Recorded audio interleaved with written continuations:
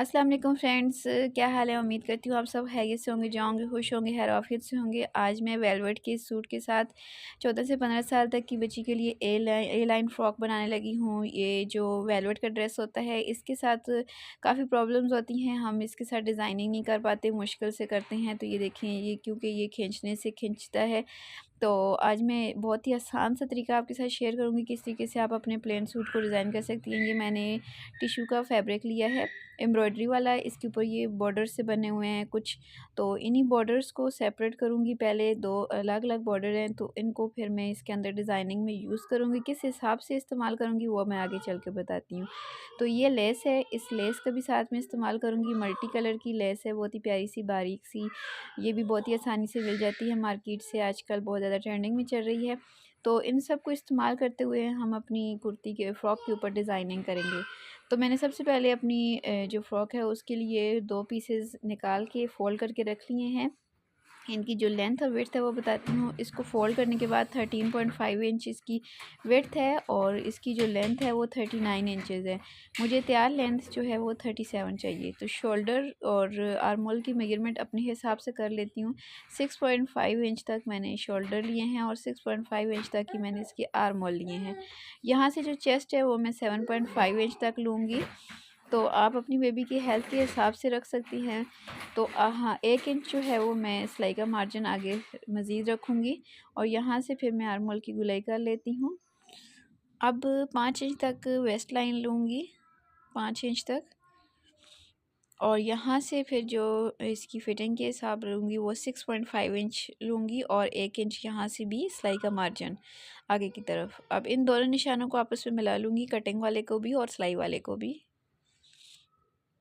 अब नीचे की तरफ क्योंकि ये फ़्रॉक है बंद होगी, तो फिर इसी निशान को नीचे की तरफ मिलाने से पहले नीचे से 2 इंच पे एक निशान लगाऊंगी और फिर इस निशान के साथ ऊपर से कटिंग वाले निशान को मिला लूँगी।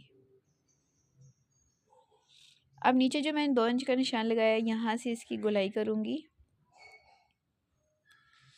तो अब ऊपर से क्या करूँगी, नेक का निशान लगा लेती हूँ। नेक 2.5 इंच पे रखूँगी। अब निशान लगाने के बाद हाफ़ इंच शोल्डर के लिए निशान लगाया और यहाँ से तिरछा कर लिया है। अब सभी निशान लग गए हैं तो इन सब की कटिंग कर लेती हूँ। फ्रेंड्स, इस बारे में अगर आपने कुछ पूछना हो तो कमेंट सेक्शन में पूछ लीजिएगा। तो ये काफ़ी मोटा फैब्रिक होता है, इसको बहुत ही एहतियात से कटिंग करना पड़ता है। काफ़ी सारी मशीनें ऐसी होती हैं जिनके ऊपर इसकी सिलाई नहीं लगती है, तो बहुत ही एहतियात से और आराम आराम से अगर हम इसकी स्टिचिंग करेंगे तो बहुत ही प्यारी सी बन जाएगी हमारी ये लाइन फ़्रॉक। अब यहाँ पे भी कट लगा लेती हूँ, चेस्ट की जगह पे भी, और यहाँ से ऊपर से तीरे की कटिंग भी कर लेती हूँ। तो ये फ़्रॉक की कटिंग है। स्लीव्स के लिए मैंने फैब्रिक लिया है 18 इंच लेंथ में और 7.5 इंच विड्थ में। तो यहाँ से नीचे से 3 इंच तक मार्जिन रखते हुए मैं पे इसकी गोलाई कर लेती हूँ और आगे से फ़िलहाल ऐसे ही रहने दूँगी, इसके बाद में मैं राउंड शेप बना लूँगी। अब एक बॉर्डर मैंने लिया है जो मैंने आपको बताए थे बॉर्डर, तो इसकी तकरीबन 13.5 इंच तक इसकी लेंथ से जहाँ पे बन रही है, ये देखें इस शेप में इसकी कटिंग करूँगी कि ये जो इसके ऊपर एम्ब्रॉयडरी है इसके हिसाब देखते हुए मैं इसकी कटिंग करूँगी। एम्ब्रॉयडरी के हाफ़ इंच बाहर की तरफ कटिंग कर रही हूँ ताकि जो सिलाई का मार्जिन है वो मेरे पास रहे। अब ये जो लेस है इसको मैं सीधा करके इसके ऊपर इस तरीके से लगाऊंगी। तो इसको एक साथ ही अंदर की तरफ फोल्ड भी कर लेती हूँ। ये जो एम्ब्रॉयडरी के कोने हैं यहाँ से इसको अंदर की तरफ फोल्ड करूँगी, अंदर की तरफ एम्ब्रॉयडरी नहीं जाएगी। तो अब इसके ऊपर लेस को रखूँगी और एक ही सिलाई के साथ जो बॉर्डर है वो भी फोल्ड हो जाएगा और हमारी लेस भी अटैच हो जाएगी। तो इस तरीके से करते हुए इस बॉर्डर के तीनों किनारों पे मैं लेस अटैच कर लूँगी। इसको साथ साथ बिठाते जाना है बराबर और इसके ऊपर लेस लगाते जाना है। अगर आपको भी वेलवेट के ड्रेसेस को डिज़ाइन करने में प्रॉब्लम होती है तो आप इस तरीके से कोई भी हल्की फुल्की सी लेसेस का इस्तेमाल कर सकते हैं। टिशू और गेंजा का आजकल बहुत ही ज़्यादा ट्रेंड चल रहा है, तो आप इस तरह का कोई भी टिशू ले सकती हैं डिज़ाइनिंग करने के लिए। तो उससे आपकी बहुत ही प्यारी सी डिज़ाइनिंग बन जाएगी।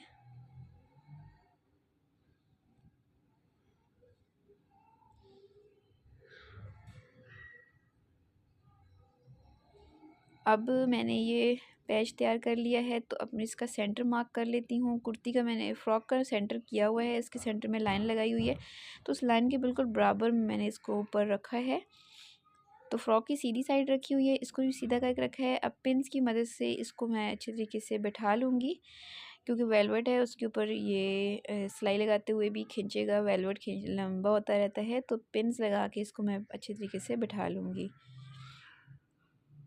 तो अब मैंने पिन्स से के साथ इसको अच्छे तरीके से बैठा लिया है। अब इसके किनारों पे सिलाई लगा के इसको अच्छे तरीके से अपनी फ़्रॉक के साथ अटैच कर लूँगी। ऊपर से जो थोड़ा सा मैंने छोड़ा है ये नेक के अंदर आ जाएगा, तो इसलिए थोड़ा सा ऊपर से मैंने नीचे कर लिया है।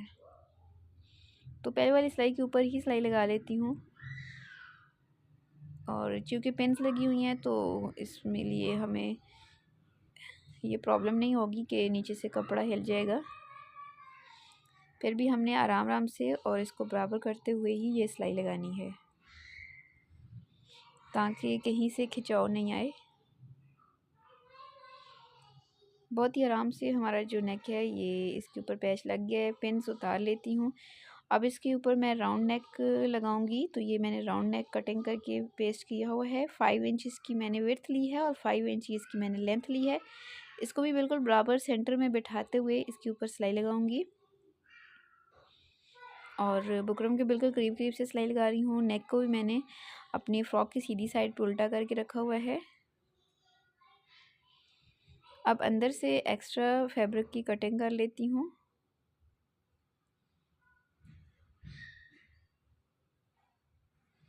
और इसके अंदर कट भी लगा लूँगी ताकि फ़ोल्डिंग में प्रॉब्लम ना हो और फिनिशिंग के साथ ये फ़ोल्ड हो जाए। अब इसको बाहर की तरफ फ़ोल्ड करते हुए इसके टॉप पे एक स्टिच लगा लूँगी। आप चाहें तो सिर्फ हैंड स्टिच कर लें इसको।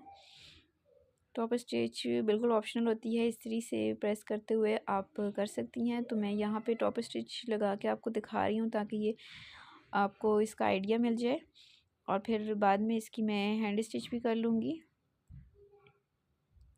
तो इस तरीके से करते हुए नेक वाला हिस्सा तो हमने तैयार कर लिया है। अब ये देखिए ये बिल्कुल रेडी है। इसकी हैंड स्टिच मैं कर लेती हूँ। स्लीव्स को तैयार करके बताती हूँ आपको। ये बॉर्डर है, इसको मैं सेंटर में इस हिसाब से रखूँगी कि बॉर्डर्स का ख्याल रखूँगी। ये देखिए, और स्लीव्स को मैंने उल्टा करके रखा हुआ है। बॉर्डर को भी मैंने स्लीव्स के ऊपर उल्टा करके रखा हुआ है, और पिन्स की मदद से अगेन इनको बैठा लेती हूँ अच्छे तरीके से, ये बॉर्डर हिलने ना पाए। और इन कॉर्नर्स का ख्याल रखते हुए अब इसके ऊपर सिलाई कैसे लगाऊंगी कि जिस हिसाब से ये एम्ब्रॉयडरी है ना ज़िग ज़ैग, इस हिसाब से इसकी बिल्कुल करीब करीब से एक एक सिलाई लगाऊंगी।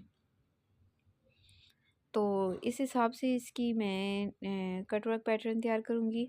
ये बिल्कुल आराम से बन भी जाएगा, और बग़ैर बुकरम के ये आप देखिएगा कि बिल्कुल आराम से सीधा भी हो जाएगा।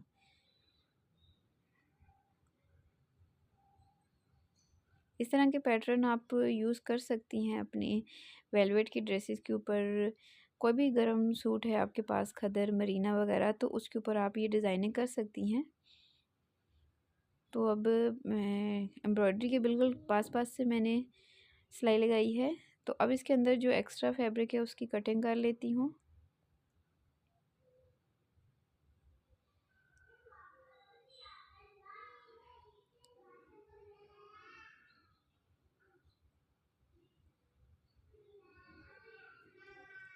अब इसके जो किनारे हैं उधर मैं एक एक कट भी लगा लूँगी ताकि फिनिशिंग के साथ सीधा होए। अब ये पिन्स उतार लेती हूँ और इसको बिल्कुल आराम से मैं इसको सीधा करूँगी। यहाँ से आपने इसको बहुत ज़्यादा खींच के बाहर नहीं निकालना, ये बिल्कुल आराम से निकल जाएगा। अगर इसका कोना ना निकले तो आप किसी भी सिलाई की मदद से इसका कोना निकाल सकते हैं। अब ये देखिए बिल्कुल आराम से ये सीधे हो गए हैं। तो अब इसके बिल्कुल किनारे किनारे पे एक सिलाई लगा लूँगी ताकि आगे से ये अच्छी तरीके से बैठ जाए।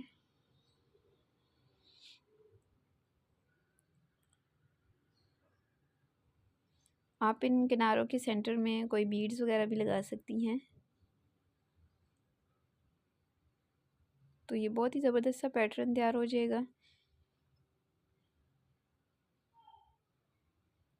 इस तरीके से करते हुए हाथ की मदद से ही मैं नीचे से अपने फैब्रिक को अंदर की तरफ करती जाऊंगी और ऊपर एक सिलाई लगा लूँगी।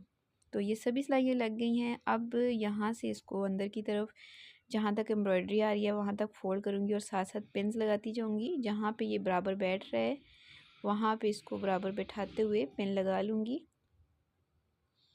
इसके ऊपर पिन्स लगानी लाजमी है क्योंकि जो नीचे वाला फैब्रिक है वेलवेट वाला वो हिलता है और जब हम सिलाई करने लगते हैं तो ऊपर वाला जो हिस्सा होता है उसका वो खिंचता चला जाता है और ज़्यादा हो जाता है, इसलिए पिन्स लाजमी लगा लें।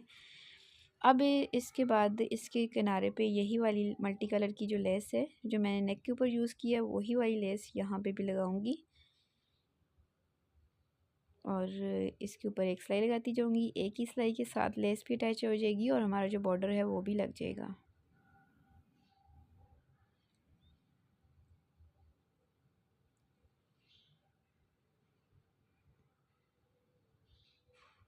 इस तरीके से मैंने सारी लेस इसके ऊपर लगा भी ली है और बॉर्डर हमारा अटैच हो गया है।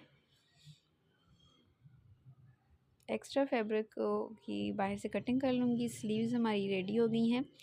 तो जिस हिसाब से मैंने ये बॉर्डर लगाए हैं इस हिसाब से मैं आपको दिखा देती हूँ। ये देखिए बॉर्डर्स को बिल्कुल बनाते हुए यहाँ से इसकी मैं फिटिंग लगा लूँगी।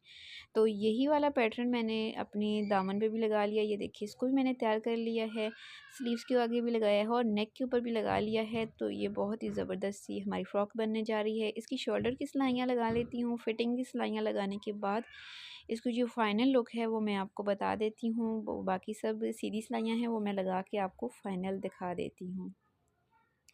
तो ये देखिए मैंने फ़्रॉक ऑलमोस्ट तैयार कर ली है। फिटिंग की सिलाइयाँ, स्लीव्स सब कुछ मैंने इसके साथ अटैच किया है और मेन पॉइंट मैंने आपको बता दिए थे। नेक स्लीव्स का जो पैटर्न है किस तरीके से मैंने लगाया है वो मैंने आपको बता दिया है। तो ये देखिए बहुत ही ज़बरदस्त सी हमारी फ़्रॉक बन के तैयार हो गई है। वेलवेट के ड्रेस के ऊपर भी हम इस तरीके से डिज़ाइनिंग कर सकती हैं। बहुत ही ईज़िली आसानी के साथ आप भी अपनी बेबी के लिए बना सकती हैं। बेबीज़ के अलावा बड़ी लड़कियां भी अपने लिए इस तरह की डिज़ाइनिंग कर सकती हैं। मुझे उम्मीद है कि आपको आज का ये डिज़ाइन ज़रूर पसंद आएगा। अगर आपको आज का ये डिज़ाइन पसंद आए, मेरा ये आइडिया पसंद आए तो वीडियो को लाइक कर दीजिएगा और जो लोग चैनल पर अभी तक नए हैं तो भी चैनल को सब्सक्राइब कर लें। साथ दिए गए बेल आइकन बटन को लाजमी प्रेस कर लें ताकि जब भी इस तरह से डिज़ाइनिंग से रिलेटेड नई वीडियो अपलोड हो तो उसका नोटिफिकेशन आपको सबसे पहले मिल सके। और वीडियो से रिलेटेड जो भी कमेंट हो कमेंट सेक्शन में कमेंट लाजमी किया करें। अपना बहुत सा ख्याल रखिएगा, मुझे दुआ में याद रखिएगा। अल्लाह हाफिज़।